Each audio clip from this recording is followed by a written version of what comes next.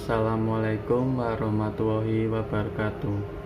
Perkenalkan, nama saya Doni Wirasaputra, nomor NIM 036, Program Studi Perencanaan Tata Ruang dan Pertanahan, Sekolah Vokasi Universitas Diponegoro. Yang terhormat dosen mata kuliah Pendidikan Agama Islam Bapak Muhammad Dilya Ulami SPDI MPDI. Pertama-tama kita panjatkan puji syukur kepada Allah Subhanahu wa Ta'ala, serta sholawat serta salam kita sentiasa junjungkan kepada Nabi besar Muhammad SAW. Kali ini kita akan membahas tentang konsep dan hakikat ibadah ghairu madhoh.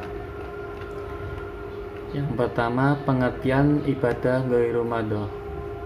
Ibadah ghairu madhoh adalah segala alaman yang diizinkan oleh Allah Subhanahu wa Ta'ala yang dalam pelaksanaannya dilandaskan dengan niat untuk mencari ridhonya. Pengertian ibadah ghairu madhoh. Ghairu madhoh adalah segala alaman yang diizinkan oleh Allah Subhanahu wa Ta'ala yang dalam pelaksanaannya dilandaskan dengan niat untuk mencari ridho dan pahala dari Allah Subhanahu wa Ta'ala. Ibadah ghairu madhoh secara umum dapat diwakilkan oleh orang lain yang meliputi ibadah maliyah madhoh dan ibadah maliyah ghairu madhoh. Misalnya ibadah sholat, puasa, zakat, haji, kurban, zikir, dan doa. Sedangkan ibadah umum atau sering juga disebut ibadah ghairu madhoh adalah semua aktivitas dan kegiatan manusia yang diizinkan Allah dan Rasul-Nya dan diniatkan karena Allah. Ibadah umum menyangkut berbagai macam hal seperti mencari nafkah sebagai petani, tukang, buruh, pedagang, karyawan, dan berbagai macam kegiatan manusia lainnya. Ibadah adalah alasan Allah untuk menciptakan jin dan manusia, seperti surat Zariyat ayat 51 yang berbunyi, "Dan aku tidak menciptakan jin dan manusia melainkan supaya mereka menyembahku." Yang kedua, dasar-dasar ibadah dan fungsi ibadah. 1. Dasar-dasar ibadah. Ibadah harus dibangun atas 3 dasar: cinta kepada Allah dan Rasul-Nya dengan mendahulukan kehendak, perintah, dan menjauhi larangannya.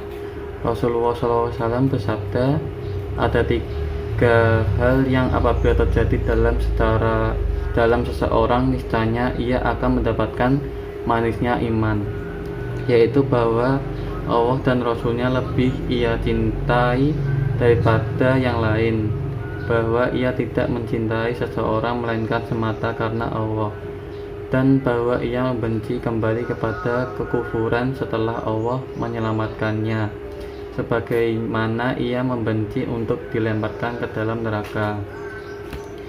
Yang kedua, fungsi ibadah. Ada 3 aspek fungsi ibadah dalam Islam. Yang pertama, mewujudkan hubungan antara hamba dengan Tuhannya. Yang kedua, mendidik mental dan menjadikan manusia ingat akan kewajibannya. Yang ketiga, melatih diri untuk Yang ketiga yaitu syarat-syarat diterimanya ibadah. Yang pertama, ikhlas karena Allah semata. Yang kedua, sesuai dengan tuntunan Rasulullah SAW.